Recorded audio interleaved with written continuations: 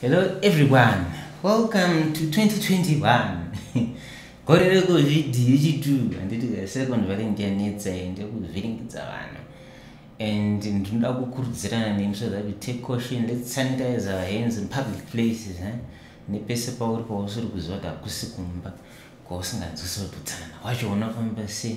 Let's keep our social distances in between ourselves, and also let's follow the national guidelines and WHO guidelines in terms of kuchengetedzeka kwedu semhuri, whether ndeyeZimbabwe or the world at large, from this denda COVID-19. Imagine still 2021.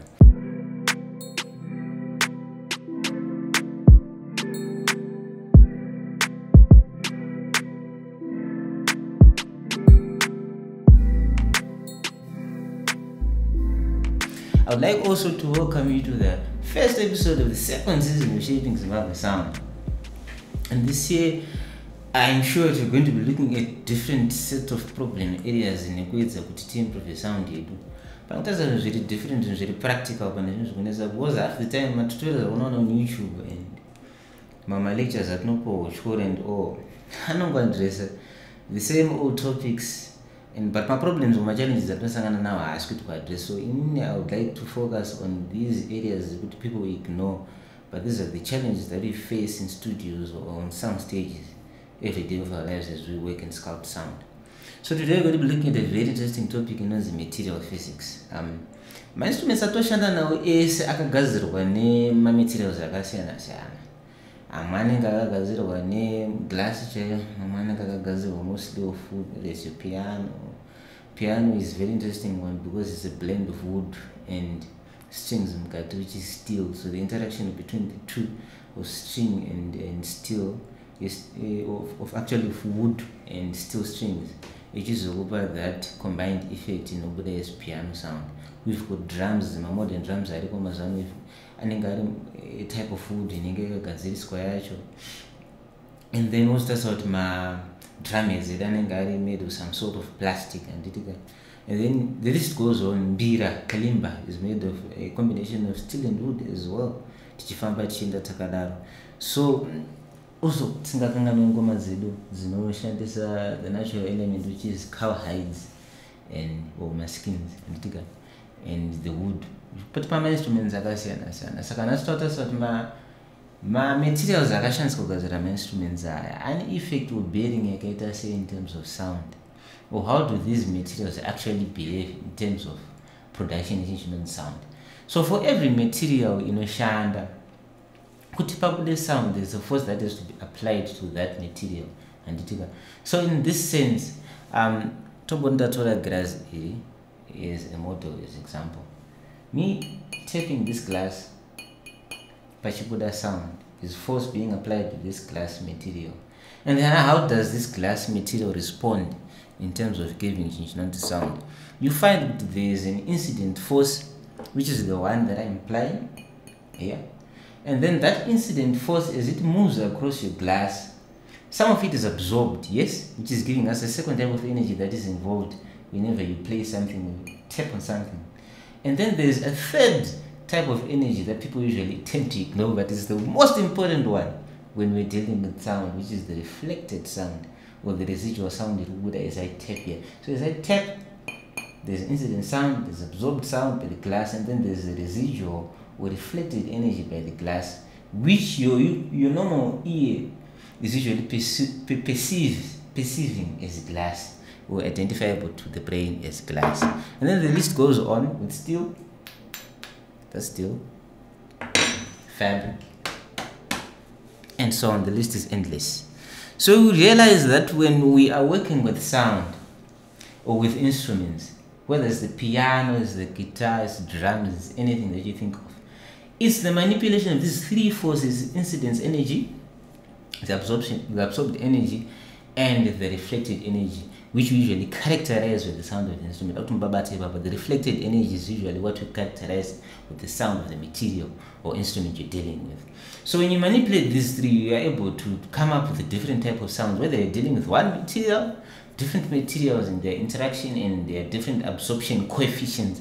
Yes, absorption coefficient, which is basically a ratio or tingati absorbed energy is a fraction of the incident energy you're only going to apply on that material. So that absorption coefficient is very important in terms of determining the amount of energy that is going to be reflected by whatever material you're going to be dealing with.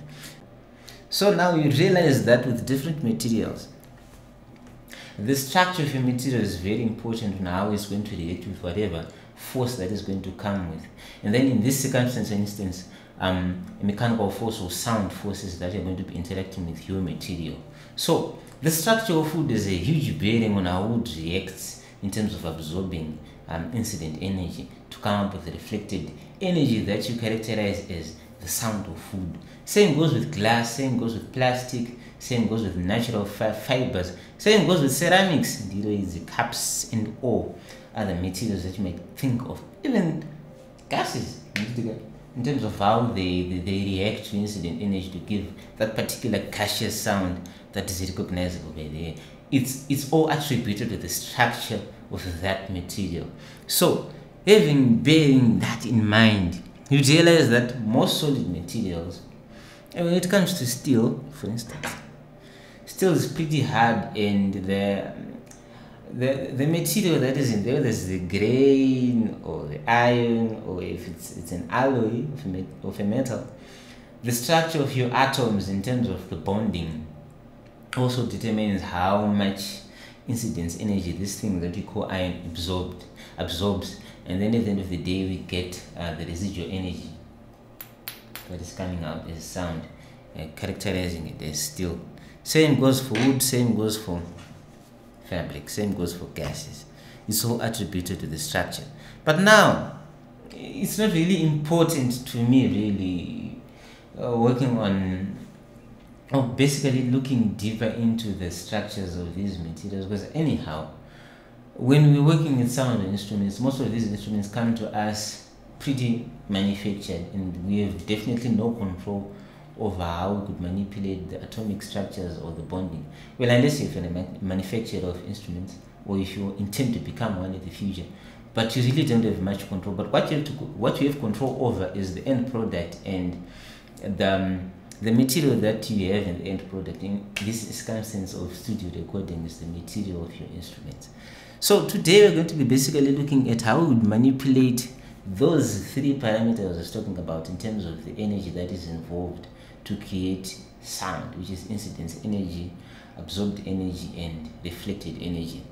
When it comes to the material, or when it comes to a performance, actually, when it comes to performance, we usually don't have a full control of how we could manipulate or control the type of dynamic, or how a player interacts with the instruments, or how they play in terms of the amount of energies that is introduced to your material.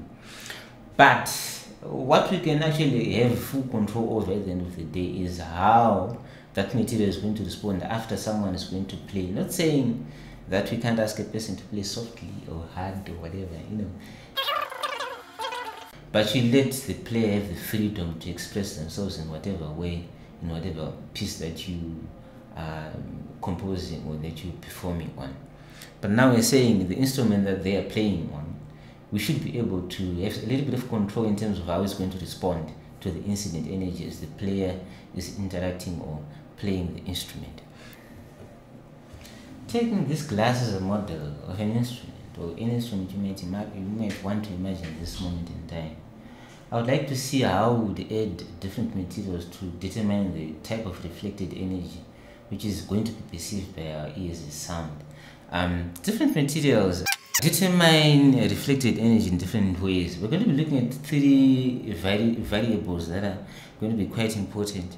The first variable is going to be, for instance, grain size. When I'm going to be dealing with powders, like I've got rice, I've got sugar, and I've got some flour here. And also with liquids, I've got my beautiful dishwashing liquid, and I also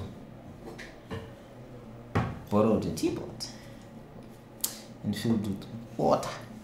So now let's see how this glass material is going to respond. Yes. So